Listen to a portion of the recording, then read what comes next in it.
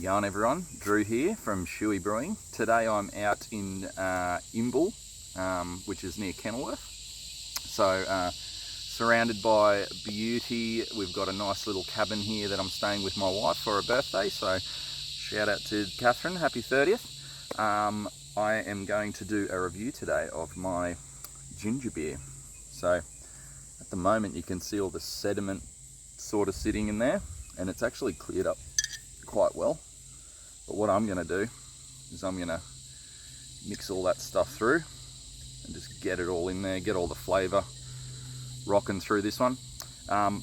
Before I open it, little bit of backstory. So I actually had a brew video that I was going to do and put it online and just show you guys how I made this ginger beer. It's my first attempt at a ginger beer as well, so I was quite excited about that, but unfortunately I ended up losing all the footage on my camera, so didn't end up getting to put it on, so sorry about that. I went to the brew shop. Now when I was buying all the stuff for the ingredients and whatnot, I just used a pale ale malt. I used a can of liquid malt.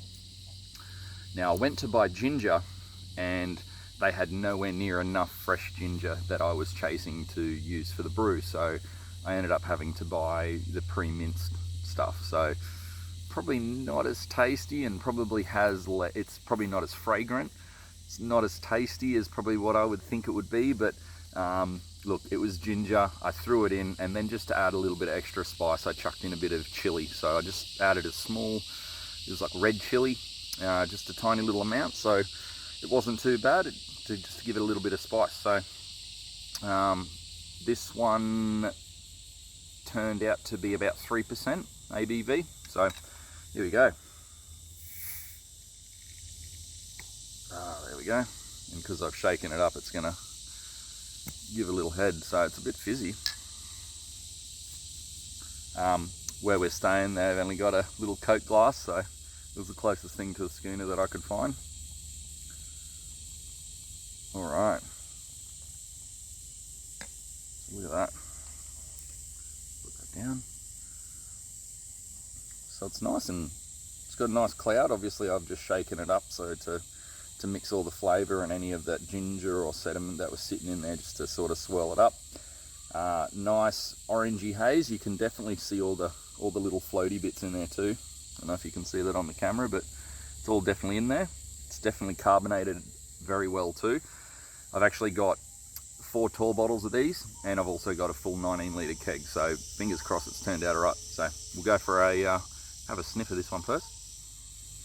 Whew, ginger, definitely ginger. It's like a very sweet ginger smell, so like a ginger lolly, or it smells very sweet, but it's definitely got a nice gingery smell. Yeah. That sediment's actually coming in to settle down already. If you can catch the bottom of the glass there, it's already starting to settle on the bottom.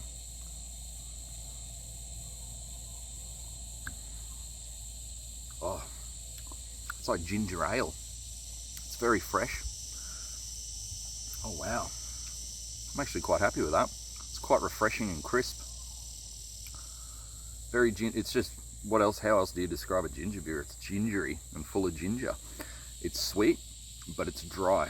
So imagine like a glass of dry ginger ale. It's exactly what this tastes like. It doesn't look the same, but it definitely tastes the same. I'm getting a little mild hint of spice at the end there, just on the throat. It's not too spicy. I only put a tiny bit of chili in, and with the ginger as well would have created a little bit of excess spice. But I think adding the chili definitely made a difference.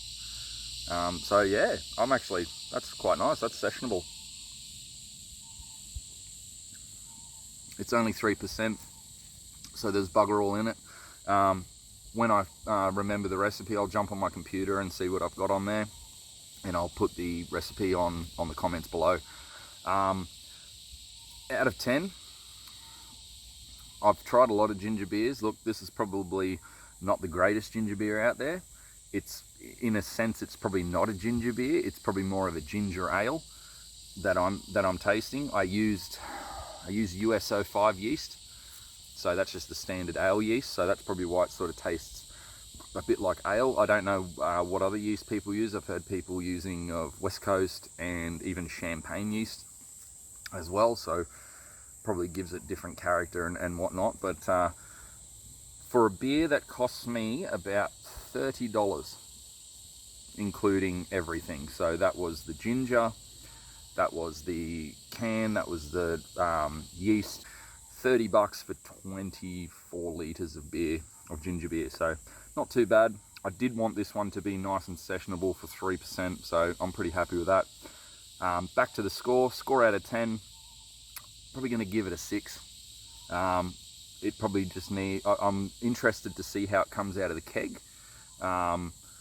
So this is only out of the tallies, but I'm very interested to see how it comes out of the keg. So cheers for watching, guys. If you haven't already, please subscribe and like this video.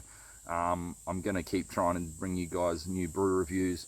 I've been brewing a little bit lately as well, and I've got a couple of planned brew days coming up as well, so there should be some more content coming, more brew reviews and all of that sort of beer related goodness. So tune in next time, guys. Cheers.